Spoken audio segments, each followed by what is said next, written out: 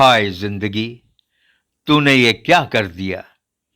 कोई बांझ तो नहीं कहेगा मैं क्या करती, और मैं करती भी क्या। सलाम, नमस्कार, सत श्री अकाल। हिंदुस्तान, आज मैं आपको एक कम उम्र की औरत की दर्दनाक कहानी सुनाने जा रहा हूं।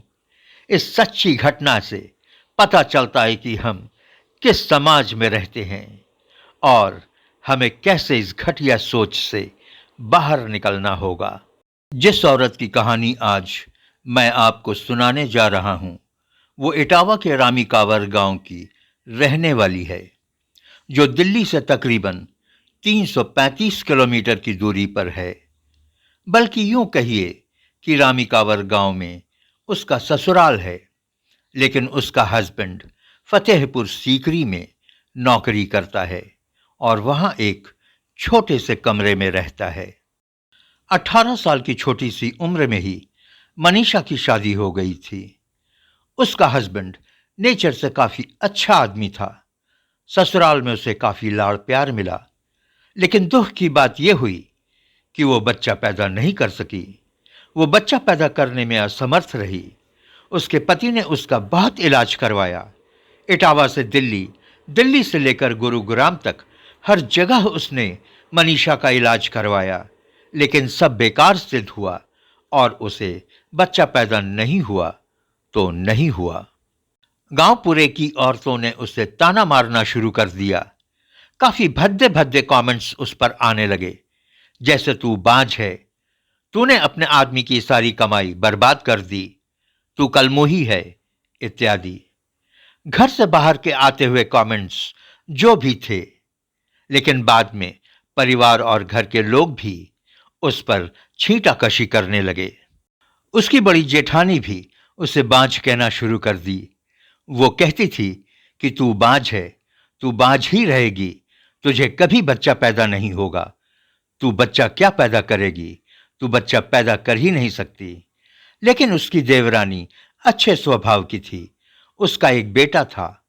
वो सांत्वना देती थी कि आपको बच्चा नहीं हो रहा है तो क्या हुआ, मेरे बच्चे को ही आप अपना बच्चा समझिए। लेकिन भगवान की लीला देखिए, कुछ समय बाद उस बच्चे को निमोनिया हो गया और बच्चे की मौत हो गई। मनीषा पर मानो जैसे पहाड़ टूट गया हो। उसका रोते रोते बुरा हाल हो गया। ऊपर से लोगों ने उसे अभागिन कहना शुरू कर दिया। लोगों ने उसे मनहूस कहा और कहा कि इस बांझ ने, इस डायन ने बच्चे को खा लिया। बेचारी मनीषा टूटती चली गई। बच्चे के मरने का गम और लोगों के तानों ने उसके जिंदगी को दूभर कर दिया। मनीषा के देवरानी को दूसरा बच्चा पैदा नहीं हुआ। लंबे 4 साल गुजर गए, पर देवरानी को दूसरा बच्चा पैदा नहीं हुआ। लोग मनीषा की छाया से दूर भागने लगे। लोगों का कहना था कि मनीषा की देवरानी का बच्चा मनीषा की छाया पड़ने से ही बच्चे की मौत हुई है, और गांव खेड़े के लोग अपने बच्चों को उससे दूर रखने लगे। अगर मनीषा किसी के सामने पड़ जाती थी तो लोग मुंह घुमा लेते और कहते थे कि इसका चेहरा देख लिया है, अब खाना नसीब होगा कि नहीं पता नहीं। अगर मनीषा किसी शादी या किसी समारोह या फंक्शन वगैरह जैसे शुभ अवसर पर पहुंच जाती थी तो लोग कहने लगते थे कि ऐसे शुभ अवसर पर अपशगुन करने ये कहां से चली आई है। लोगों के तानों से मनीषा काफी परेशान और काफी दुखी रहने लगी थी। इंसान होकर इंसान से कट ऑफ, कैसे जिएगी वो। बच्चा न होना भला, इसमें उसकी क्या गलती थी। ये तो नसीब और कुदरत की बात थी। लेकिन ये समाज इन बातों को कहां समझता है। कभी कभी उसे लगता था कि उसे अपनी जान दे देनी चाहिए या फिर यहां से उसे भाग जाना चाहिए। मनीषा इतनी निराश और इतनी हैरान हो चुकी थी कि उसे भगवान तक से नफरत हो गई थी। कितनी ही बार उसके दिमाग में आया कि वो भगवान की मूर्ति उठाकर घर से बाहर फेंक दे। बच्चा न होना तो एक परेशानी थी ही, ऊपर से इतनी जिल्लत, लोगों के उसके प्रति इतनी नफरत। अचानक इसी साल के मई जून के महीने में उसे लगा कि उसने बच्चा कंसीव कर लिया है। 2.5 महीने से उसे पीरियड्स नहीं आया था।